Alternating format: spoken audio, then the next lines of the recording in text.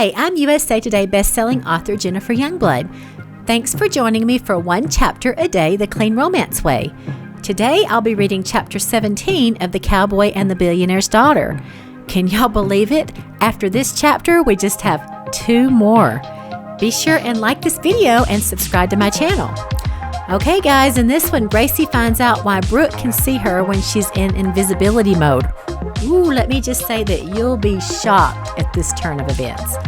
Okay, without further ado, chapter 17. Gracie tried to stay hidden in the shadows while craning her neck to catch a glimpse of Brooke and Nash. They were sitting close together with Nash's arm wrapped around Brooke. She rubbed her hands together. They were making progress, thank heavens. She nearly panicked early when Brooke saw her standing by the booth. Luckily, she managed to disappear into the crowd before Brooke could confront her. She was starting to feel like a stalker, skulking around in the dark and trying to keep tabs on Brooke without raising her suspicions. Her job was not supposed to be this hard. Had she been able to go into invisibility mode like she'd done when she was helping to get Alex and Dawson back together at the inn, then she would be in the center of the activity rather than on the outskirts, trying her best to get crumbs of information. The worst was the incident at the ranch when Brooke called her Gracie. Like an idiot, she turned around. The craziest part about the whole thing was that she'd been in invisibility mode the entire time, and yet Brooke could see her plain as day. Gertrude was still trying to find out why Brooke could see them, but so far she didn't have any answers. She turned when she heard clapping and saw Sheldon standing behind her, an admiring smile on his gorgeous face. Congratulations. Her heart skipped a beat. Hey! She had not seen him since that day at the arena and kept hoping he would show up. He was just as handsome as always in his faded jeans and pullover shirt that clung to his well-formed chest and tapered waist. It's really good to see you, she said softly, picking up where they left off. And then she caught what he'd said. Congratulations? For what? He motioned. From the looks of those two, I'd say you've accomplished your mission. 2 for 2. Impressive. The admiration in his voice was intoxicating, like she could bask in his affection forever. She blinked, trying to fight the all-too-familiar attraction, pulling her like a flower to the sun.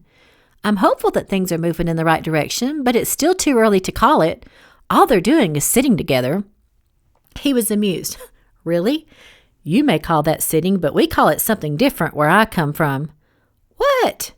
Her eyes narrowed and then bulged as she did a double take. A giggle bubbled up in her throat when she realized what was happening.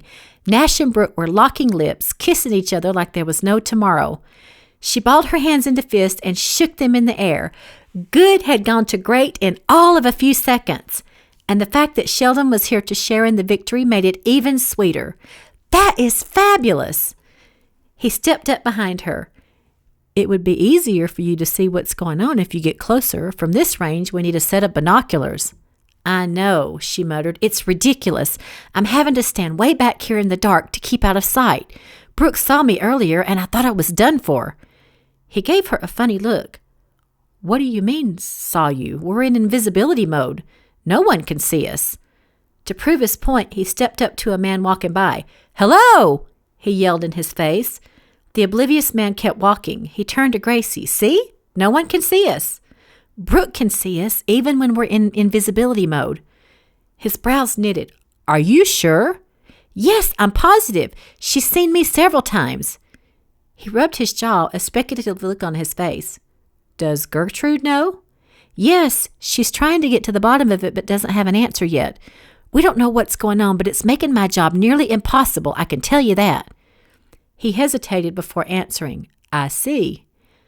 Unease trickled over her. She could tell from the strange look on his face that something was off.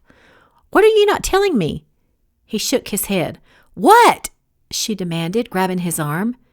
Compassion simmered in his light eyes. There's only one reason I know of that's allowing Brooke to see you in invisibility mode. Tell me!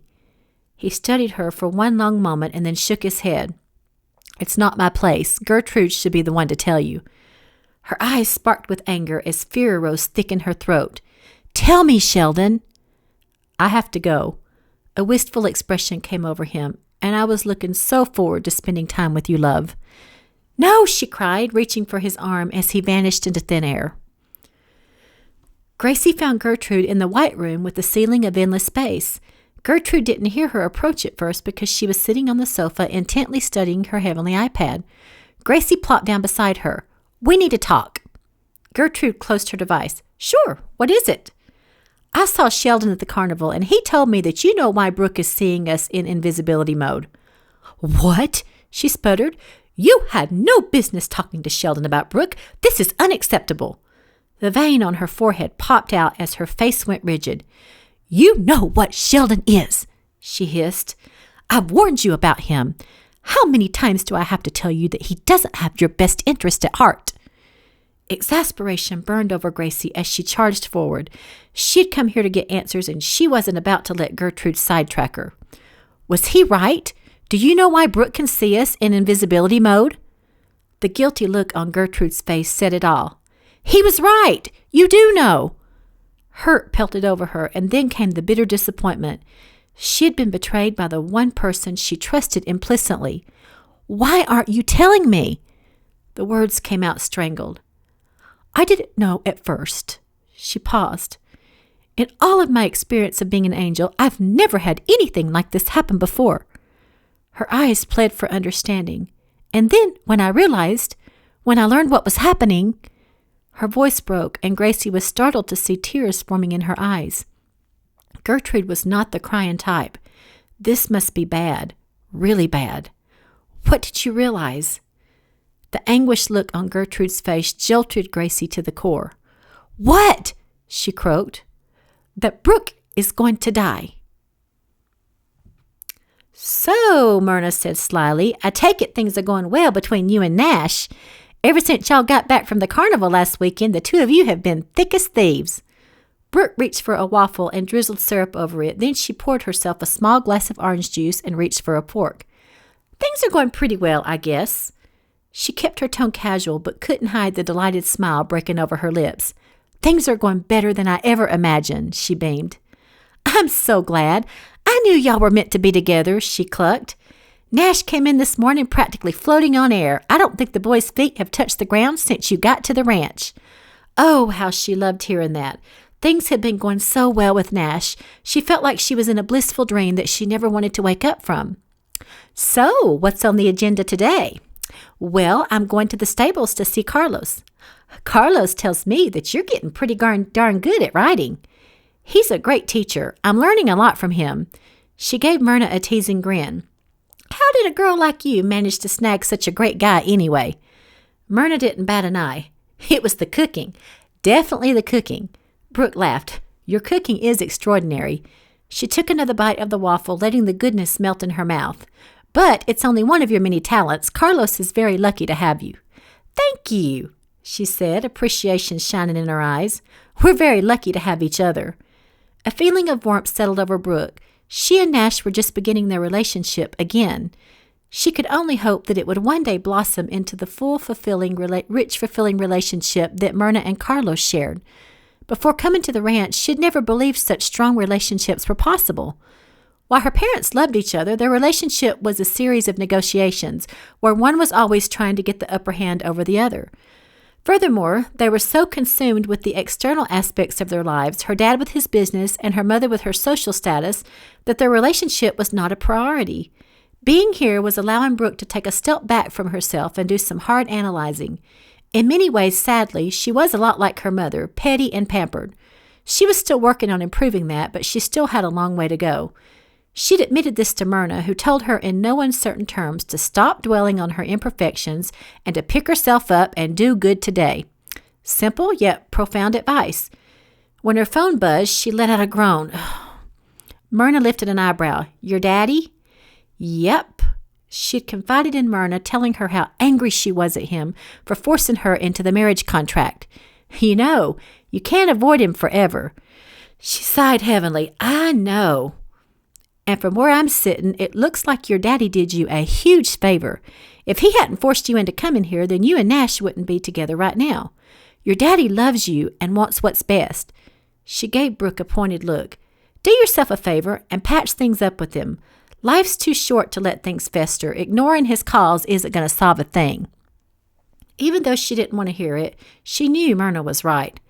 Call him today, Myrna urged. Okay, Brooke muttered, knowing that she wouldn't. She locked eyes with her. You promise? I promise, she said, blowing out a defeated breath. Myrna gave her a satisfied nod. Then her voice grew light. You never did get around to telling me all that's on your agenda for today. Well, after lunch, Nash and I are going horseback riding. How romantic, she cooed, a twinkle in her eye. They looked up as Crew, the head ranch hand, rushed into the kitchen, a battered look on his face. Luther collapsed, he said, wringing his calloused hands. Myrna jumped up, tears springing to her eyes. Oh, no, what happened? We were watching Nash ride old Blue Shoes. 1 minute Luther was standing beside me talking, and the next he was on the ground. Where is he? Outside. An ambulance is on its way. Okay, wow. Lots of things happening here. Okay, Brooke is going to die? Oh my goodness. Okay, Gracie is reeling from the news. Gertrude is upset.